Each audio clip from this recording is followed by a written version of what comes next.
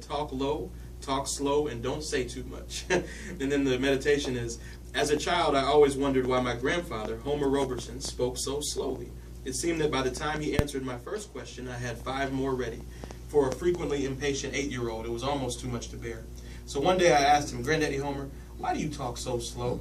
It wasn't until I read Proverbs 15:28 later that his answer made much sense. He said to me, Joshua, I speak slowly because I don't want my mouth to run laps around my brain. I'd rather my brain finish first. A problem never went unsolved or dispute unresolved because of an answer delivered too slowly. Let's study how to answer before we speak, so that our replies will be godly and wise. And it goes on to end with a prayer. But it's really about how we got to take our time before we answer and really think about what we're going to say. Love that. I love that. I wish athletes would follow that.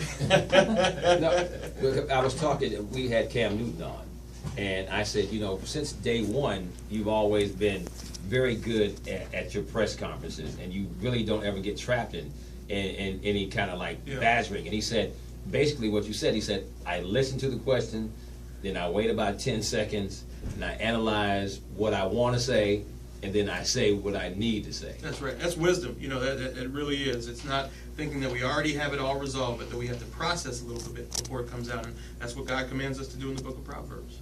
Now, as you're, going through this whole tour, you were telling us about you also have a chance to be kind of casual with the president, and y'all play some hoops too? I have played ball with the president before. It's an intense experience.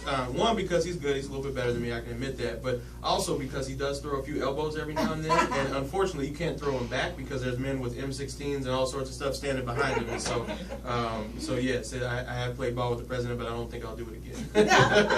What is, like, because there's so many people listening that we talk about the president all the time, that he just seems like a regular guy. I've told stories about my meeting him and something he did that was just total matter of fact. But with people who are listening, like, what is the thing that most surprised you about him being just a normal guy? Yeah, and I tell this story in the book. It's really how intensely devoted he is to his family. And it's not something that he even talks about a lot, but he rushes home every single evening to make sure that he's there for dinner and to talk about how the girls' day was. He privately, before the country even knew about it, was coaching Sasha's basketball team. And wasn't even the head coach. He was like the assistant coach on the basketball team. And it spends a lot of time with Michelle as well. And so we don't get to see that as much, but I would say that's the most very normal thing about him, is that it's family first for him all the time.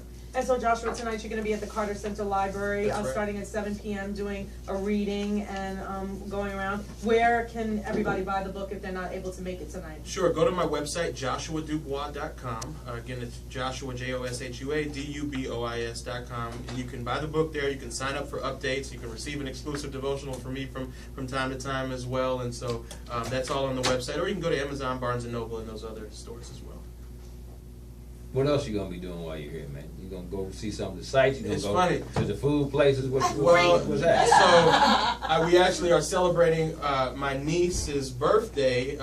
My niece Puka Kendall is at Centennial Elementary School, and so it's her 10th birthday. So Puka, if you listen, happy birthday! But that's one other thing. You showing up with cupcakes for Puka? We need to get some cupcakes. Yeah, that's that's all the kids want. Like, oh man, they brought cupcakes. Got a cupcake I don't place think right she wants a here. copy of the book. She probably wants some cupcakes. Yeah. 927. It's a pleasure for us to have you on. And Thank you. Really appreciate it. I know you're gonna be doing some church stuff later on in the year, but gotta get you to stop by some of the places here in Atlanta. I would love to. Absolutely. Thank you all for having me. This was great. People Station is B103.